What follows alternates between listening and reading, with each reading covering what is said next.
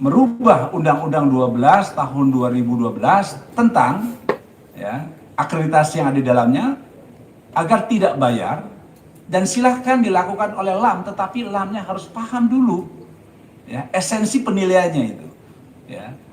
Dulu, mohon maaf, Dikti tidak memperkenankan proses pembelajaran berbasis virtual.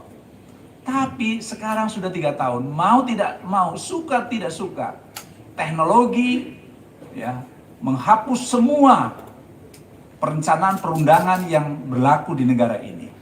Nah, dengan model semacam ini bisa dilakukan oleh semua lembaga akreditasi, termasuk di dalamnya lembaga akreditasi independen, dan sudah dilakukan oleh pemeringkatan di dunia. Maka kami katakan bubarkan LAM PT yang orientasinya bisnis. Pilihannya adalah pemerintah atau kami yang gerbek. Silakan buat LAM yang tidak memungut biaya, silakan LAM cari cara untuk mencari dana, tetapi bukan dari perguruan tinggi. Dan diminta dana akreditasi prodi dari pemerintah dan tidak dikompensasikan, karena sekarang sudah keluar ada bantuan untuk akreditasi yang sudah kami menghadap bersama Pak Marzuki, tidak usah bayar, tetapi dikompetisikan. Kalau dikompetisikan paling cuma ada beberapa prodi saja, sedangkan kami memiliki 31 prodi.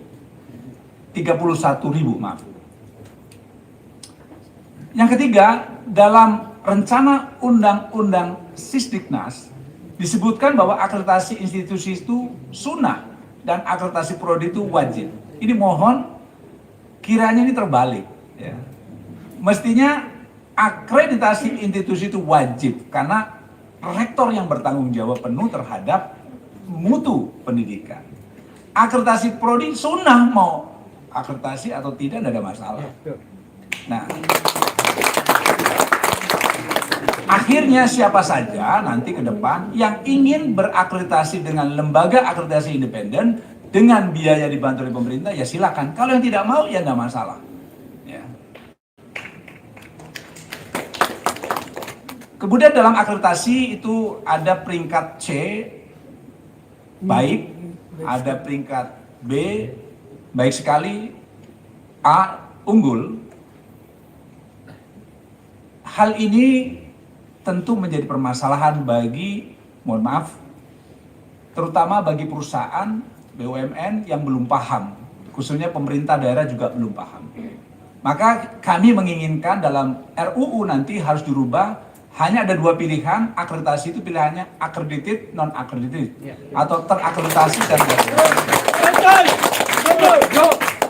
silakan Bapak-bapak yang terhormat, anggota Komisi 10, lihat negara-negara lain, tidak ada pemeringkatan, hanya Indonesia aja. Celakanya kami sudah diskusi dulu di zaman Pak Marzuki, kami diundang Pak Marzuki, Komisi 10, kemudian DPD, Pak Menteri, Menpan dan sebagainya. Saya jelaskan, termasuk Pak Menteri Ristek Dikti, karena beliau-beliau ini nggak paham. Saya menjelaskan akreditasi itu ada 2, Pak Ketua. Akreditasi institusi dan akreditasi prodi. Akreditasi institusi itu untuk menilai kinerja rektor atau pimpinan perguruan tinggi. Akreditasi prodi itu mengukur kinerja ketua prodi. Celakanya penerimaan pegawai di instansi sampai sekarang masih ada, walaupun sebagian sudah paham. Untuk bisa bekerja di Bank Indonesia misalnya, syaratnya akreditasinya harus A misalnya. Ini kan konyol karena nggak ngerti. Padahal dari 115 pertanyaan di Borang itu hanya 1 pertanyaan tentang IPK. Jadi kan lucu, mengukur kinerja ayah dan ibunya, tapi menjadi ukuran anaknya, kan lucu gitu. Saat itu sudah disepakati di tahun 2018, Menteri Menpan, Menteri Ristek Dikti, Komisi 10 dengan DPD sudah sepakat bahwa ini ada salah kaprah. Jadi saya ulangi lagi, akreditasi institusi menilai ayah, akreditasi prodi menilai ibu, ya ketua prodi. Tetapi nanti kalau bekerja kalau ayahnya hebat, kamu boleh bekerja. Kan lucu ya gitu. Nah saat itu mereka baru paham, karena dulu saya nyusun borang ban PT di tahun 1995. Akhirnya dirubah, tapi masih banyak daerah-daerah yang menjadikan ukuran akreditasi itu ABC. Padahal itu mengukur ayah ibunya. Anaknya walaupun dia cum laude, tidak bisa bekerja. Ini kan, mohon maaf, kalau bahasa kampung saya, di Garut, itu goblok gitu loh. Berikutnya, jika ternyata pemerintah belum mampu memberikan dana akreditasi, maka kembalikan saja sekarang di ban PT dan tetap melalui perpanjangan waktu jika akreditasinya tetap. Ini akan lebih jauh efektif pekerjaan seluruh ketua prodi di Indonesia.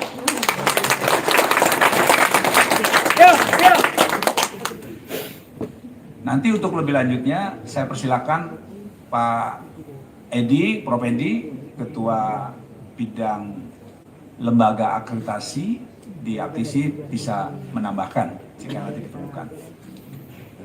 Untuk uji kompetensi.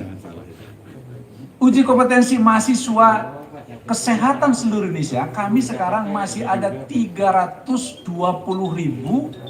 lulusan perguruan tinggi kesehatan yang tidak bisa bekerja dikarenakan mereka belum lulus uji kompetensi.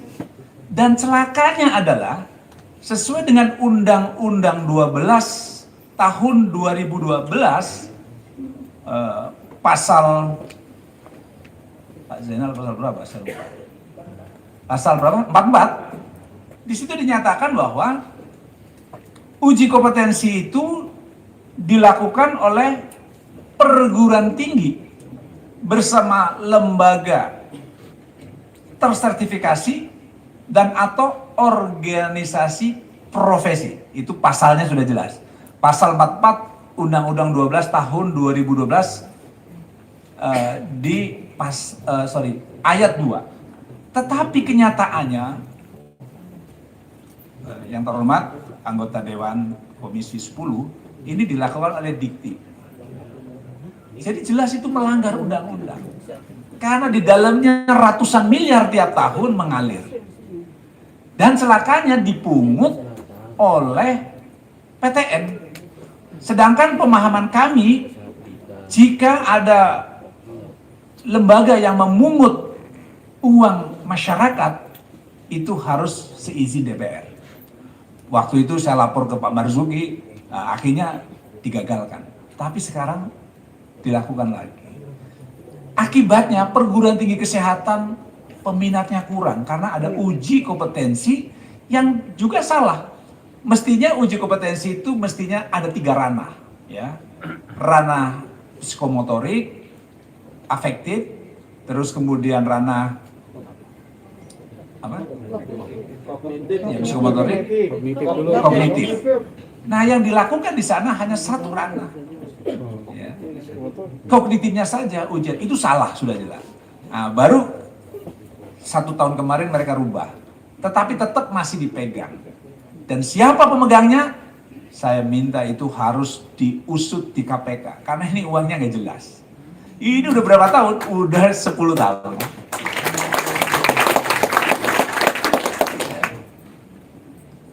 Saya persingkat saja, nanti untuk lebih jelasnya saya minta Pak Zainal, Pak Bahdin untuk menambahkan.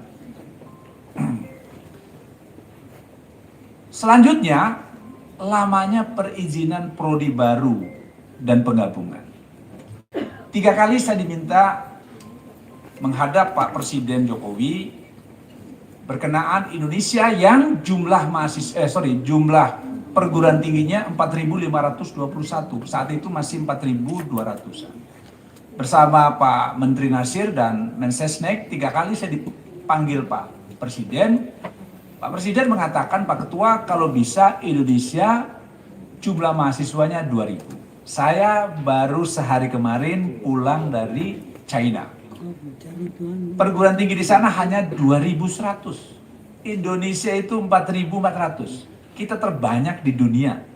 Kalau kita bandingkan misalnya Australia yang luasnya luar biasa hanya 70, Korea hanya 50 misalnya, Malaysia hanya 135. kita memiliki perguruan tinggi yang sangat banyak. Saat itu saya menjawab pada Pak Presiden, 3 kali saya dipanggil beliau, saya katakan sulit kita memerger perguruan tinggi, karena kita tidak ada insentif. Yang kedua, kita negara kepulauan, jadi sulit, saat itu belum ada yang namanya Zoom meeting, Google Meet, dan lain sebagainya. Intinya Pak Presiden menginginkan jumlahnya dikurangi, dan waktu itu untuk merger dan membuka program studi nggak jelas tahunnya, ada 5 tahun, 8 tahun, dan lain sebagainya. Akhirnya Pak Presiden, ya, pertemuan kedua ketiga beliau mengatakan, saya minta Pak Menteri untuk membuka program studi dan merger maksimal 15 hari. Maksimal 15 hari. Kenyataannya sekarang itu bisa 2-3 tahun. Nggak jelas. Ya, nggak jelas.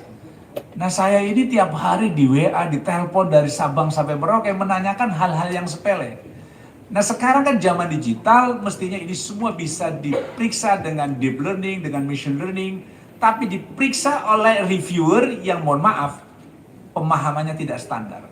Besok salah, yang benar, udah benar, salah, revisi, yang salah jadi benar, yang benar jadi salah.